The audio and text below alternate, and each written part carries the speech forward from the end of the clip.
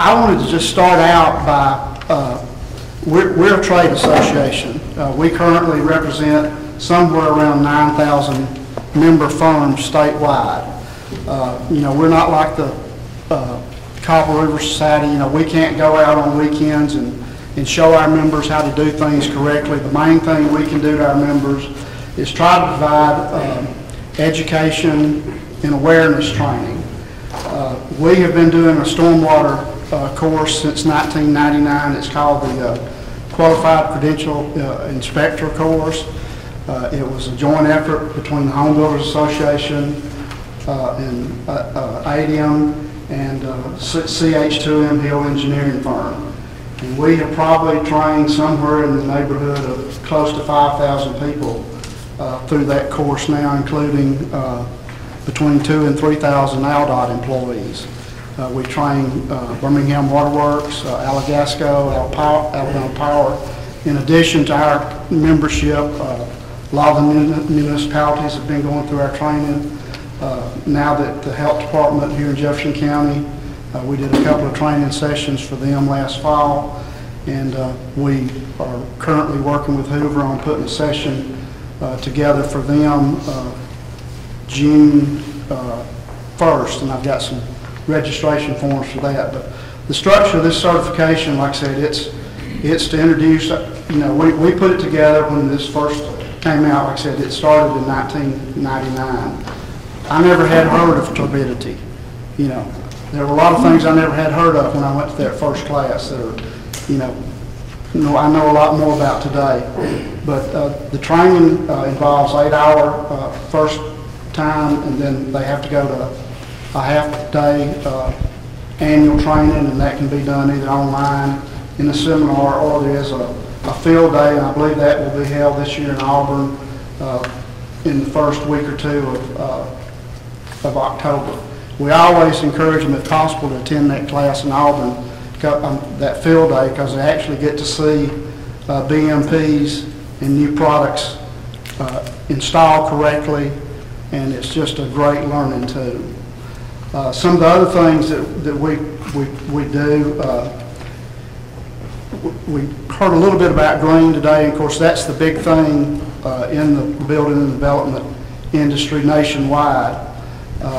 We started in Alabama in 2006 what we call the Energy Key, and now it's Green Energy Key program, which was developed by the Home Builder Association, ADECA, and Southface out of Atlanta. And National Association of Home Builders has what they call now the NHB Green, and also a Certified Green Professional, which is trained about 5,000 people and about 200 in Alabama. Last year, the National Green Building Standard came out. Of the 6 chapters in that, 2 of them pertain to lot and site development. If you're familiar with Earthcraft or LEED or any of the other certification programs, they're basically all based on a point system. So, our members, this is one of the ways, those that have chosen to go into this is one of the ways that they are being, further introduced into the importance of working with the teams, like we've heard talked about. All the things that we've heard on the low impact development best management practices today.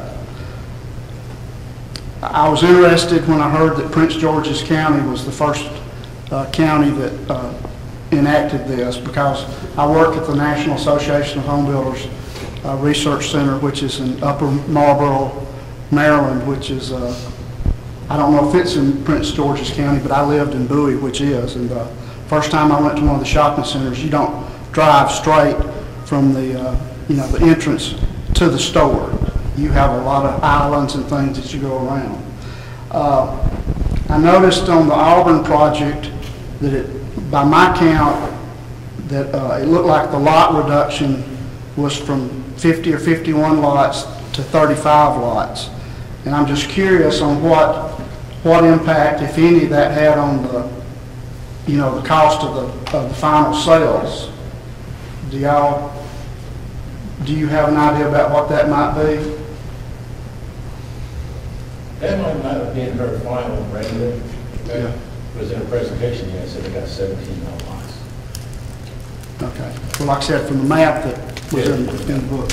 Anyway, and somebody mentioned early on that we see a lot of this in model projects or model examples.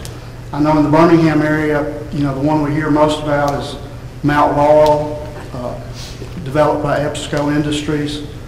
We have the Preserve, and to a certain extent, maybe Ross Bridge, which are developed by USX and Daniel Corporation.